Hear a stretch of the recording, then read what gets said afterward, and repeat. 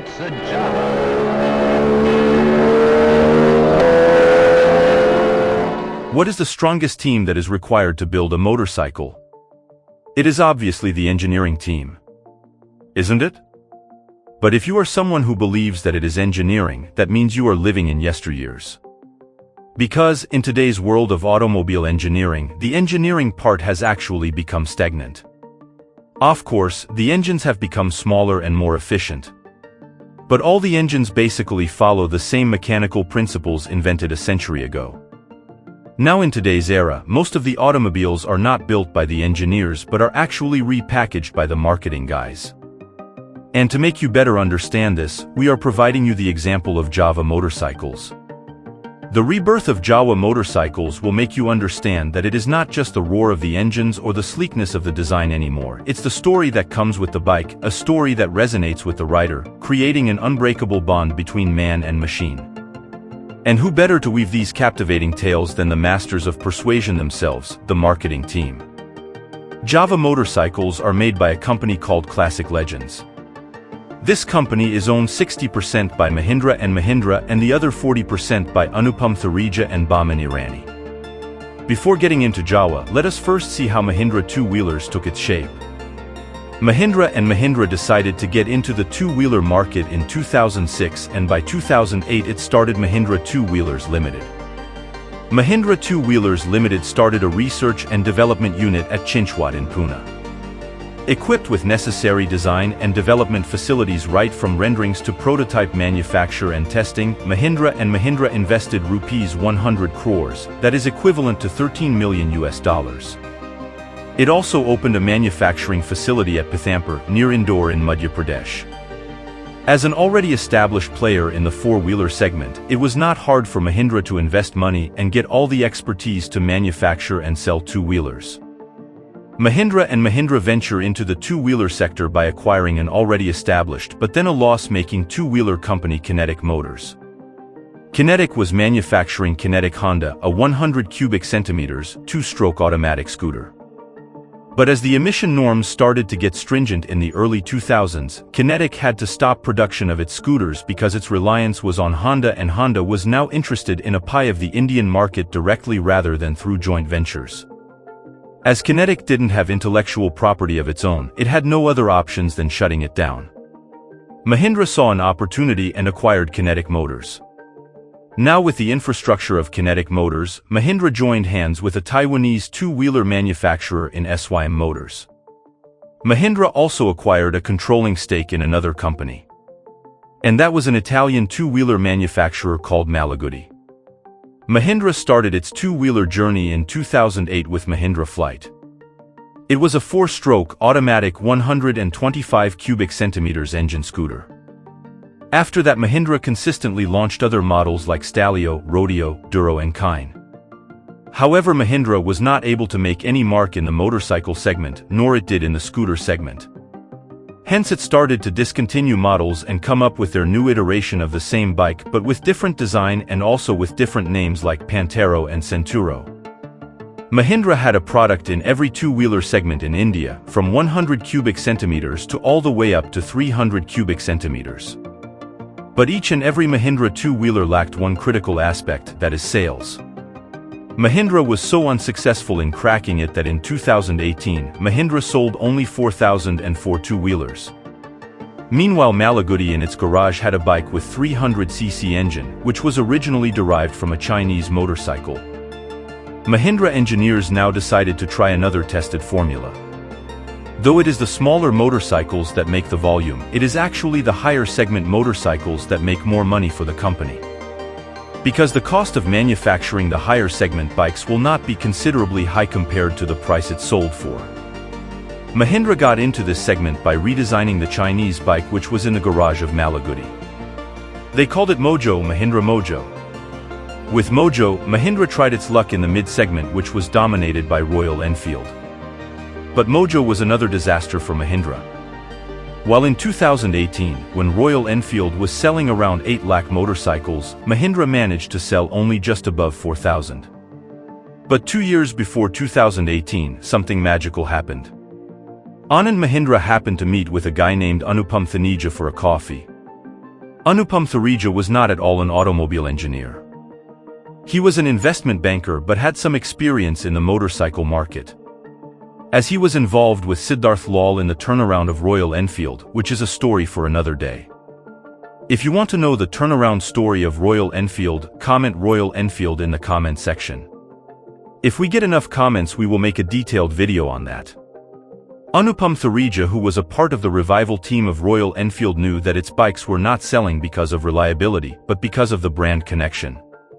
In fact, the Royal Enfields were the most unreliable bike even until 2023. Even with bad engineering, Royal Enfield had a good story to sell. It was placed as an aspirational brand, at a price tag which was affordable only for the millennials. Because Royal Enfield knew that millennials were the ones who could connect with the Royal Enfield and who were now earning. Anupam Thareja, seeing the success of Royal Enfield, had bought the rights to use the name Jawa and Yazdi for a sum of mere 6 crore rupees. Let's see how he was able to buy Jawa. Jawa Motorcycles started its journey in the then Czechoslovakia in 1929. And just like the Royal Enfield, which had its legacy in World War II, even Jawa had its history attached with the war. In 1960, the forefather of Bahman Irani, Mr. Farooq Irani, started Ideal Jawa Motors in Mysore of Karnataka. With a license from the parent company in Czechoslovakia, Ideal Jawa Motors started manufacturing Jawa and Yazdi motorcycles in Mysore.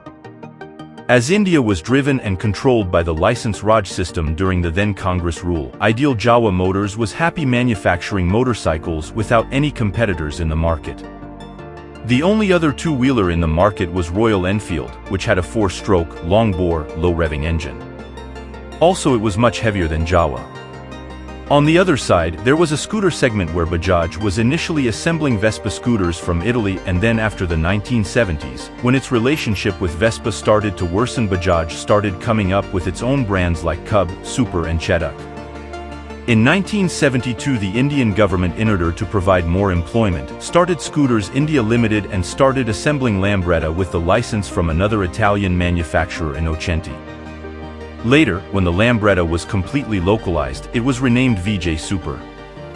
In the midst of these, the only other two-wheeler that had a 2-stroke engine was Rajdut.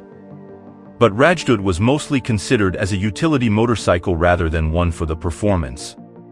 So this is the market where Jawa excelled.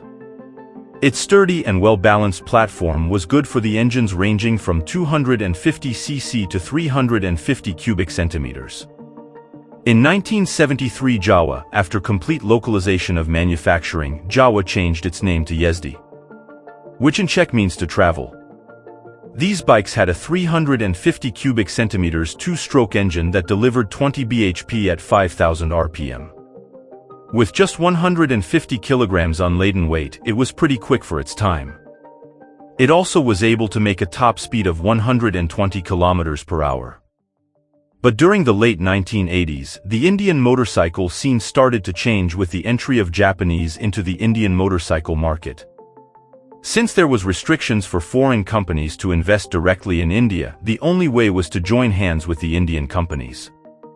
Hence Yamaha entered with Escorts, which was manufacturing Rajdut. Suzuki joined hands with TVS, Kawasaki with Bajaj, and Honda with Hero motorcycles.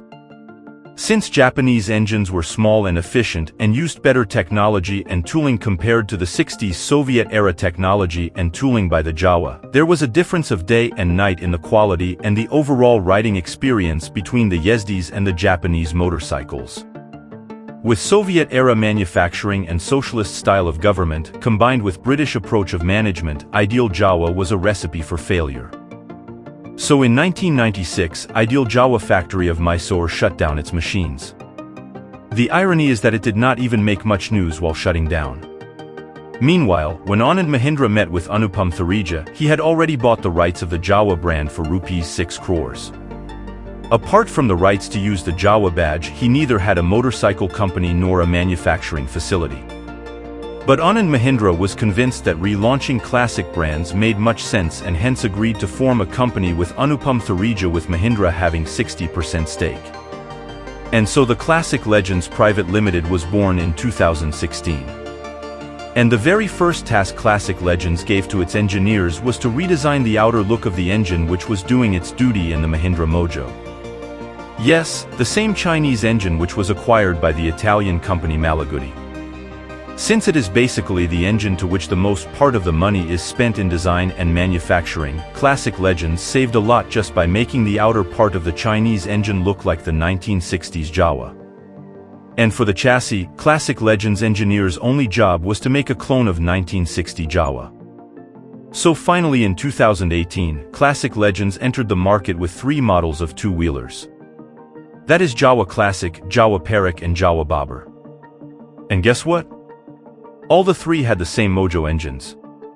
And all the Mojo parts, like even the silencer, were externally redesigned to make it look like that of old-school Jawas. And later, after tasting success with the Jawa, Classic Legends also came up with Yezdi. Even Yezdi comes with 3 models, and guess what? Even Yezdis have the same Mojo engines.